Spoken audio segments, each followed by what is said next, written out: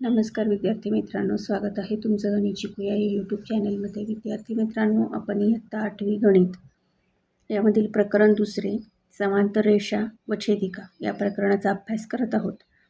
त्यामध्ये आज आपण समांतर रेषा आणि त्यांच्या छेदिकेमुळे जे कोन तयार होतात त्यांचे गुणधर्म अभ्यासणार आहोत. चला तर मग आजच्या व्हिडिओला आपण सुरुवात करूया. आता इथे बघा, एक कृती तुम्हाला त्यांनी सांगितलेली आहे की इथे तुम्हाला त्यांनी दोन समांतर रेषा दाखवलेल्या आहेत, त्याला एका छेदिकेने छेदलेलं आहे आणि तिथे हे जे कोन तयार झालेले आहेत ते इथे त्यांनी ABCD या अल्फाबेट्सने दाखवलेले आहेत. आता तुम्हाला काय करायचं आहे की ह्या B आकृतीमध्ये दाखवल्याप्रमाणे दोन सरळ रेषा काढायच्या आहेत, त्याला एका छेदिकेने छेदायचं आहे आणि याचप्रमाणे काय करायचं आहे की अशीच एक आकृती एका दुसऱ्या ब्लँक म्हणजे कोऱ्या कागदावर तुम्हाला ट्रेस पेपरचा वापर करून काढायची आहे. जशी ही काढली तशीच ही काढायची आहे आकृती आणि त्याच्यावरती हे जे कोन आहेत ते काय करायचे, पार्ट ए आणि पार्ट 2 याप्रमाणे ते कलर करायचे आहेत वेगवेगळ्या रंगामध्ये आणि त्यांना दोन भागामध्ये कापायचं आहे.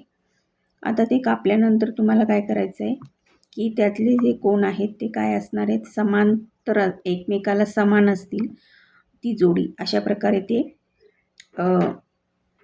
ठेवायचे आहेत. कुठे तर पार्ट ए हा आणि पार्ट 2 हा या आकृती 1 मध्ये जे दाखवलेत आपल्याला कोन तिथं ते तुम्हाला ठेवायचे आहेत.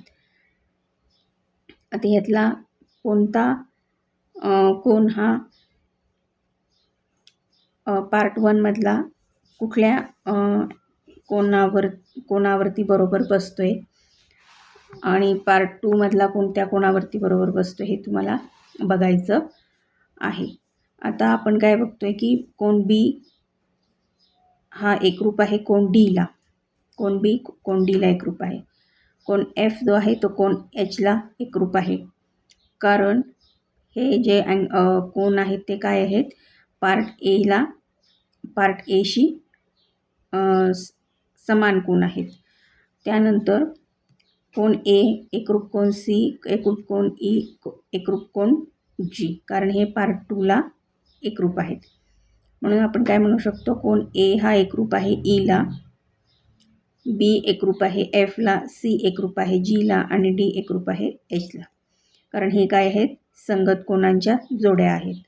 त्याचप्रमाणे कोन D एकरूप कोन F आणि कोन E एकरूप कोन C हे काय आहेत, इंटिरियर अँगल आहेत, म्हणजे इंटिरियर अल्टरनेट म्हणजे आंतरव्युत्क्रम कोन आहेत. आणि कोन A एकरूप कोन G, कोन B एकरूप कोन H हे काय आहेत, बाह्य व्युत्क्रम कोन आहेत.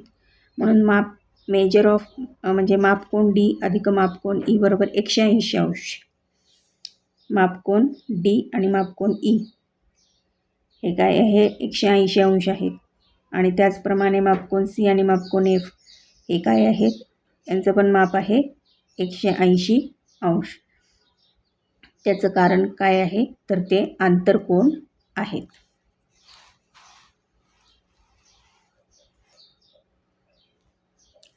आता जेव्हा दोन समांतर रेषा एका छेदिकेने छेदली जाते तर त्यावेळेला त्यामध्ये 8 कोन तयार होतात. तर त्यातल्या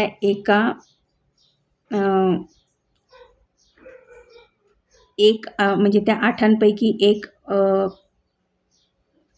कोन जे आहे ते आपण बघितलेलं आहे. आता आपल्याला काय करायचं आहे, बाकीचे 7 कोन यामध्ये अभ्यासायचे आहेत किंवा शोधायचे आहेत, तर ते तुम्ही त्यामध्ये शोधा.